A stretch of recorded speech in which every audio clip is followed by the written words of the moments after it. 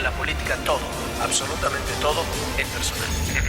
Ya no hay nada personal.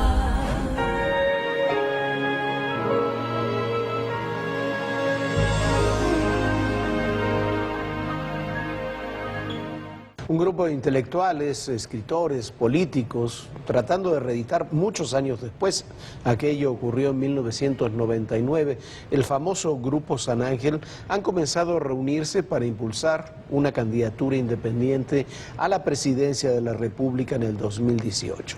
Ahí están desde Jorge Castañeda hasta Federico Reyes Heroles, desde Héctor Aguilar Camín hasta Juan Ramón de la Fuente, con diferentes posiciones y con diferentes ideas en torno a lo que tiene que ser esa candidatura independiente. Pero por lo pronto ya están trabajando, como ocurrió también en el Grupo San Ángel, allá a fines de los 90, de donde de alguna forma terminó surgiendo también la candidatura de Vicente Fox. Hola Viviana, ¿qué tal? Hola Jorge, ¿cómo estás? Qué gusto saludarte. Bueno, y aunque todavía no hay nombres al respecto, se especulan que dos ya estarían sobre la mesa.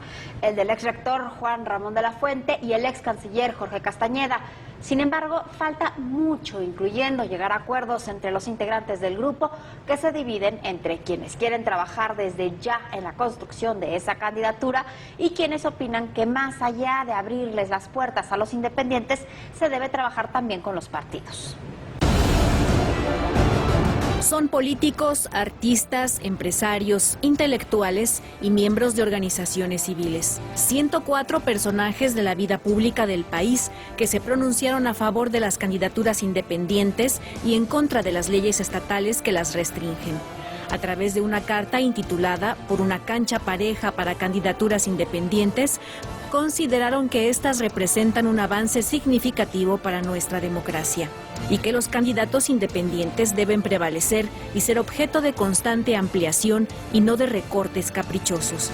Y es que estados como Aguascalientes, Chihuahua, Hidalgo, Puebla, Sinaloa, Tamaulipas, Tlaxcala y Veracruz han aprobado leyes que dicen pretenden hacer las candidaturas independientes virtualmente imposibles, sometiéndolas a requisitos desproporcionados.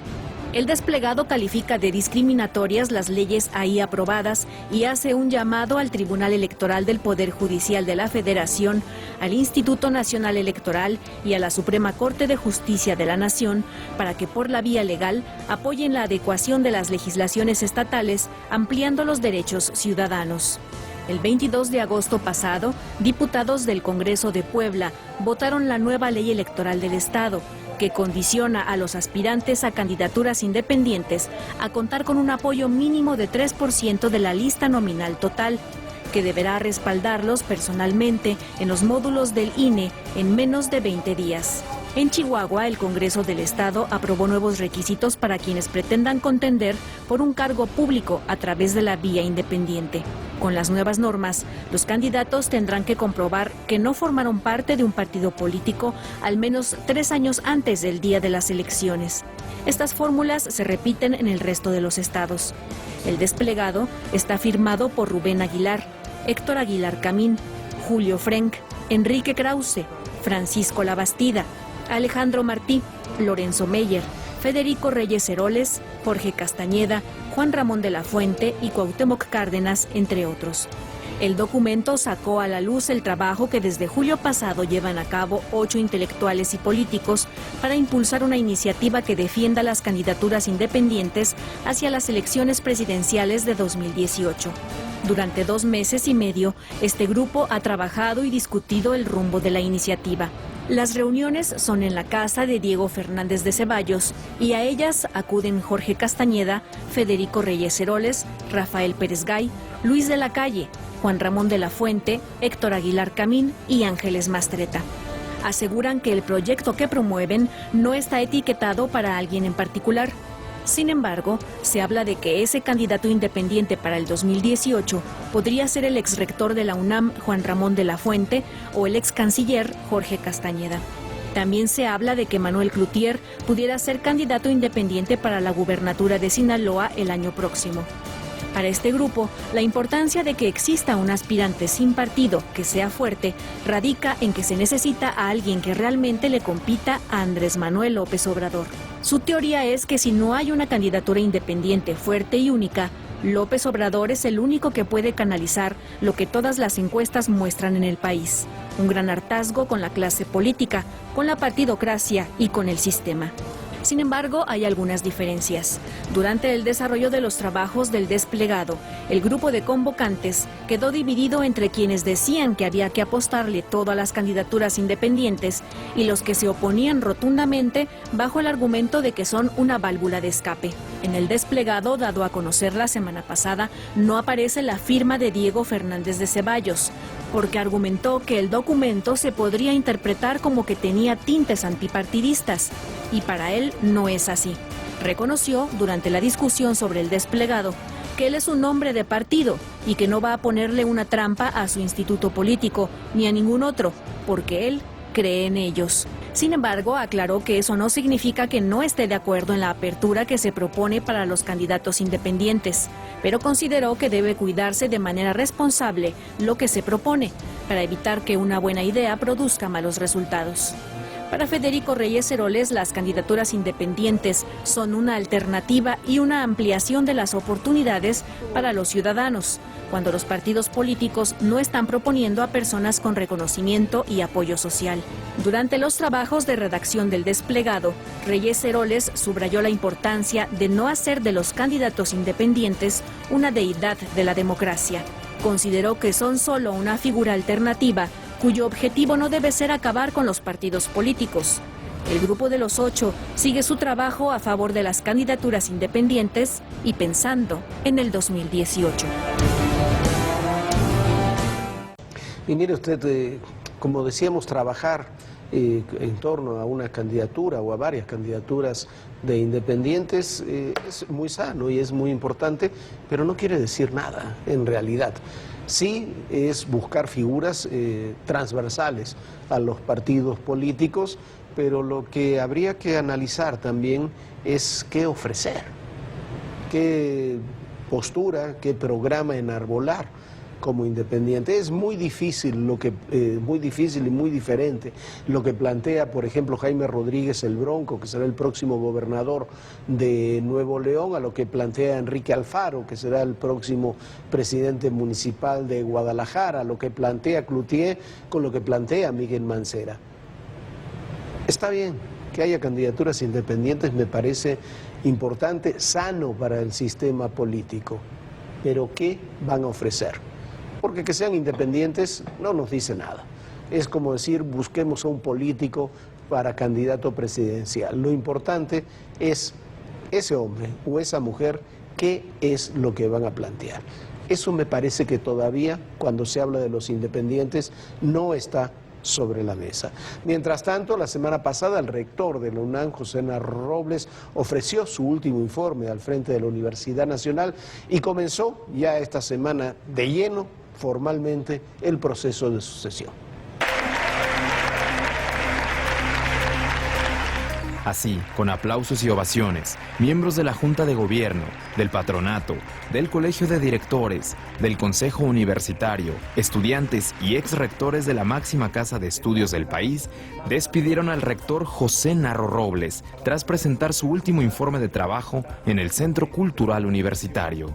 Y es que, en mes y medio, el doctor Narro terminará su segundo y último cuatrienio al frente de la Universidad Nacional Autónoma de México. En su discurso destacó que la UNAM tiene 3 lustros de continuidad, consistencia y tranquilidad, además de condiciones para avanzar por la estabilidad interna, el dinamismo académico y el apoyo que le ha brindado los poderes de la República.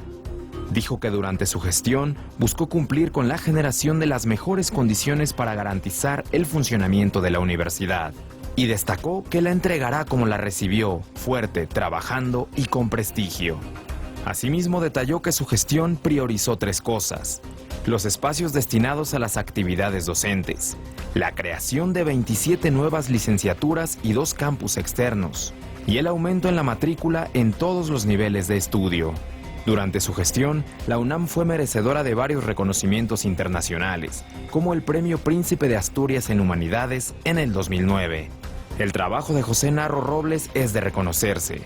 Durante 16 años, 8 trabajando al lado de Juan Ramón de la Fuente, del que fue su principal operador, y los 8 en que ha sido rector, logró mantener los equilibrios en una casa de estudios con miles de alumnos, académicos, trabajadores de todos los orígenes y corrientes políticas, donde conviven desde centros de ciencia genómica de vanguardia hasta los vándalos que hoy mantienen tomado el auditorio Che Guevara. De la Fuente y Narro llegaron a la UNAM cuando esa casa de estudios estaba en medio de una huelga que la tuvo paralizada durante un año. En ese periodo, desde 1999 y hasta ahora, el PRI se fue y regresó a Los Pinos. Hubo 2 presidentes panistas que no provenían de la UNAM. Gobernó la ciudad un Andrés Manuel López Obrador que quería una universidad nacional mucho más militante. La UNAM soportó sin conflictos todos estos procesos, incluso las complicadas elecciones de 2006 y 2012, y siguió siendo una de las casas de estudio más importantes de América Latina. Por ello, ser rector de la máxima casa de estudios del país no es tarea fácil. Es un espacio privilegiado, pero también es una bomba de tiempo. Cualquier mal movimiento político puede hacerla estallar, y Narro Robles supo cómo manejarla. Ahora su tiempo al frente de la UNAM está por terminar. La Junta de Gobierno de la UNAM ya publicó la convocatoria para renovar la rectoría para el periodo 2015-2019. Y José Narro ha aclarado que no meterá las manos en el proceso de sucesión. Hasta el 21 de octubre, la Junta formará 5 comisiones para escuchar a los distintos grupos universitarios y luego hará públicos los nombres de los candidatos, quienes deberán presentar su proyecto. Posteriormente, la Junta de Gobierno se reunirá para votar en una sesión cerrada hasta que alguno de los aspirantes alcance 10 o más votos. Se espera que a más tardar el 17 de noviembre, la UNAM tenga un nuevo rector. Los primeros en hacer pública su intención de competir por la rectoría de la UNAM fueron Rosaura Ruiz, directora de la Facultad de Ciencias, Sergio Alcocer, ex secretario general de la UNAM y ex subsecretario de Relaciones Exteriores, y Enrique Graue, director de la Facultad de Medicina. Sin embargo, hay por lo menos 10 candidatos más que han mostrado su interés de participar en el proceso, entre ellos los directores de las facultades de Psicología, Ciencias Políticas y Sociales, Filosofía y Letras, Derecho y Economía. Ser rector de la máxima casa de estudios de México traspasa el límite de lo académico. Una vez electo, se convierte en uno de los personajes más relevantes de la vida pública del país. Bueno, ahí se va el doctor Narro de la UNAM, terminará en noviembre su gestión. A mí me parece, Viviana, que es de los rectores más importantes, más exitosos que ha tenido la Universidad Nacional, no solamente por estos 8 años como rector, sino por todo el periodo anterior con Juan Ramón de la Fuente como secretario general y toda la carrera que ha realizado el doctor Narro al frente de la Universidad Nacional. Por supuesto, una gran labor que ha hecho el doctor Narro al frente de la UNAM, una UNAM que durante su última gestión en la que él estuvo al frente, prácticamente no tuvo graves problemas, huelgas como las que vimos anteriormente, que además de todo, las últimas huelgas, él estuvo al frente, él supo negociar, él supo actuar. Un gran político, veremos a dónde se va, porque no se puede quedar desperdiciado el doctor Narro, ¿no? Sí, habrá que ver y ver qué sucede con el proceso de sucesión en la UNAM. La UNAM, la Junta de Gobierno, que es la que decide, ahí no mete mano, todo el mundo intenta meter mano, pero en realidad es la Junta de Gobierno, es un proceso donde la que decide es la Junta de Gobierno de la Universidad Nacional. Tiene muchas opciones, hay muchos hombres y mujeres que han propuesto, que se han propuesto, que han presentado sus proyectos, están presentando sus proyectos en la Universidad Nacional. Usted los veía, todos me parecen respetables, pero lo mismo que lo que sucedía con los candidatos independientes, más allá de su respetabilidad, lo importante es saber qué es lo que quieren, cuáles sus proyectos, cuál es su idea de hacia dónde hay que llevar la universidad y cómo hacerlo. Por supuesto, Jorge, hay una gran institución. Y en otro tema, hubo elecciones en Cataluña y si bien la coalición de los partidos que están a favor de la independencia de España obtuvo mayoría en el Parlamento, apenas alcanzaron el 47% del total de la votación. Sí, en otras palabras, mira, ahora que hablábamos de aventuras, de independientes y eso, esto me parece una aventura absoluta. Quienes buscan la independencia de Cataluña, la mayoría mayoría de los catalanes no quieren la independencia de Cataluña, lo que no implica que deseen un estatus diferente en la relación con el resto de las regiones de España y con el Estado español. Pero el caso políticamente seguirá complicándose, porque los que ganaron con apenas el 50%, incluyendo los de derecha, los de izquierda radical, planean seguir adelante con el tema de la independencia, aunque tengan una mayoría muy pequeña en el Congreso y no tengan la mayoría de los votos. Esto es lo que ocurrió. Cuenta la leyenda que poco antes de morir atropellado por un tranvía, mientras admiraba su obra maestra, el Templo de la Sagrada Familia, Antonio Gaudí fue arrestado por un policía por negarse a hablar en castellano. En la comisaría, el jefe de la policía le preguntó si no sabía hablar el idioma. Gaudí le respondió que sí, pero que estaba en su derecho de negarse a hablar esa lengua. Y el policía contestó: «Malditos catalanes, qué tosudos con ese dialecto de perros». Aunque hoy la historia tiene varias versiones, la respuesta del arquitecto español muestra el espíritu de los catalanes y cómo se sienten. Aferrados a su cultura, buscan su independencia y dicen no tener nada en común con España. Esto se ha traducido en largos años de debates, protestas y votaciones que el domingo pasado sumaron un nuevo capítulo.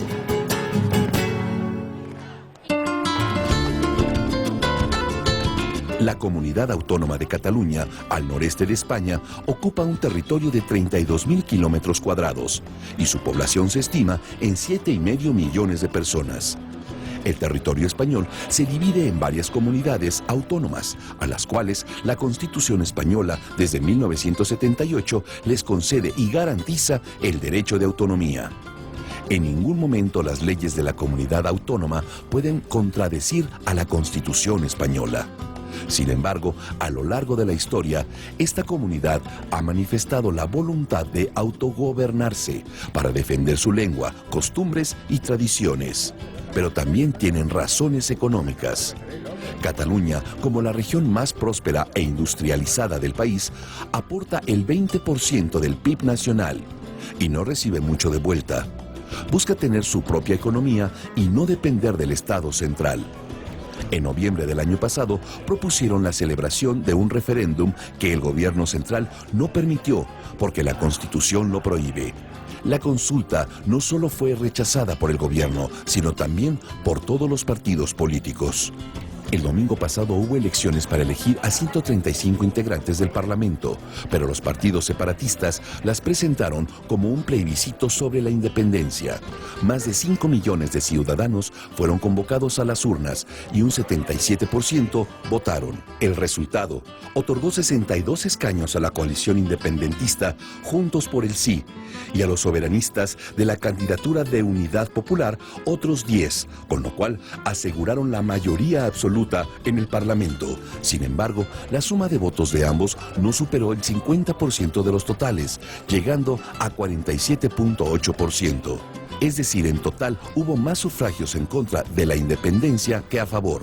Aproximadamente 1.800.000 votos en contra y 1.700.000 a favor. La primera lectura que hacen los analistas del resultado es que es obvio que el actual presidente de Cataluña, Artur Mas, no tiene legitimidad para seguir con su proyecto independentista. Sin embargo, este seguirá adelante con sus planes de elaborar un proyecto para lograrlo en solo 18 meses. Por su parte, el presidente del gobierno español, Mariano Rajoy, insistió en que los partidarios de la independencia de Cataluña no tienen el respaldo de la ley y que con las elecciones del domingo se comprobó que tampoco tienen el de los ciudadanos. Agregó que los comicios demostraron que Cataluña es plural y destacó que su gobierno trabaja en favor de la unidad, porque es el deseo de la mayoría de los españoles. Rajoy tendió la mano y ofreció diálogo, pero su propósito sigue siendo firme. El gobierno no aceptará que se liquide la ley ni que se discuta la unidad de España y la soberanía nacional. Negarse a la independencia de Cataluña no es un capricho. De lograrlo, advierten los analistas, habrían dramáticas consecuencias, sobre todo económicas, que podrían condenarla a un aislamiento económico y un empobrecimiento sin precedentes. La comunidad saldría de la Unión Europea y se desvincularía del Banco Central Europeo. Perdería su derecho a 4 fondos estructurales por más de 1.400 millones de euros. Entraría en una inestabilidad jurídica que impediría la llegada de inversiones extranjeras y obligaría a muchas empresas a abandonar el territorio. Cataluña tendría que pagar más aranceles, lo que haría menos competitivas sus exportaciones. Por eso y más, el presidente Mariano Rajoy ha advertido que utilizará todos los recursos legales a su alcance para evitar la ruptura de Cataluña con España. Y el caso Volkswagen muestra, entre otras cosas, cómo las grandes empresas pueden manipular la información sobre las emisiones contaminantes, Jorge. Sí, este es un gran tema más allá del daño concreto que pudiera haber realizado la empresa Volkswagen, pero también muestra cómo actúan y se responsabilizan esas empresas por sus errores. Inmediatamente renunció su director general, aunque no tenía ni idea de lo que estaba ocurriendo. Se hicieron cambios muy profundos. Se destinó a un fondo de miles de millones de euros para resarcir daños. Esto no ocurre de ninguna forma en nuestro país. Fue un pequeño equipo de ingenieros estadounidenses quienes destaparon la caja de Pandora al descubrir el que podría ser uno de los mayores fraudes corporativos de la historia. La investigación realizada por el Centro para Combustibles Alternativos, Motores y Emisiones de la Universidad de Virginia Occidental entre 2012 y 2013 no pretendía destronar a Volkswagen. Fue encargada por el International Council on Clean Transportation para evaluar las emisiones contaminantes de vehículos diésel y demostrar que estos motores pueden ser una alternativa menos contaminante. Los modelos estudiados fueron Passat, Jetta y BMW X5, y los resultados fueron alarmantes. Tras realizar varios paseos en carretera y en laboratorio, se pudo comprobar que las emisiones del Jetta superaban entre 15 y 35 veces los límites establecidos por la Agencia de Protección Ambiental estadounidense, EPA por sus siglas en inglés.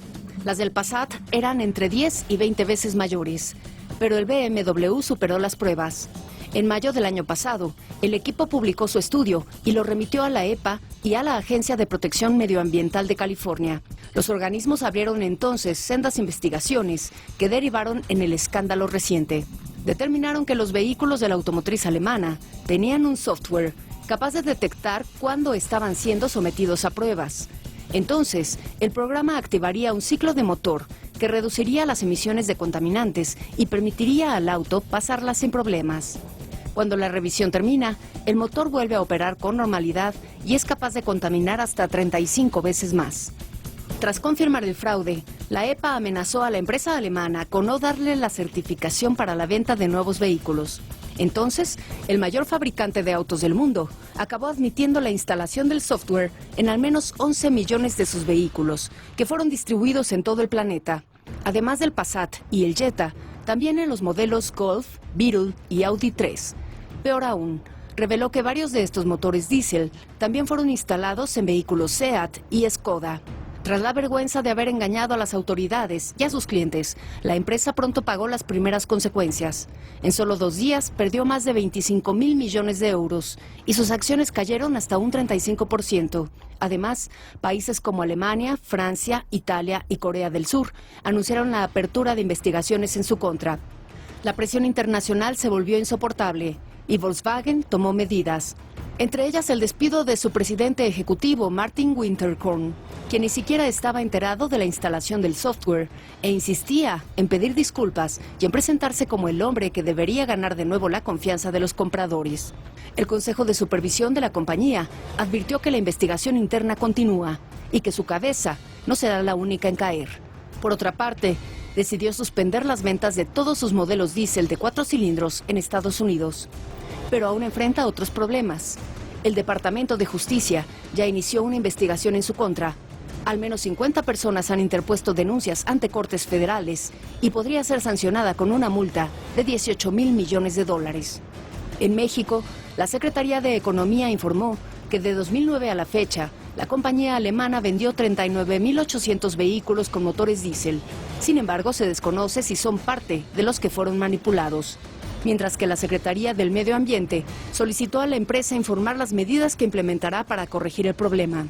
Hasta el momento, los verificentros de la Ciudad de México y los que operan en otras entidades del país no han recibido instrucciones de las autoridades locales o federales para realizar revisiones especiales a los vehículos diésel señalados en el caso. Bueno, esto ha sido todo por hoy. Un saludo a todos los amigos que nos ven en Puebla por el canal digital 6.top.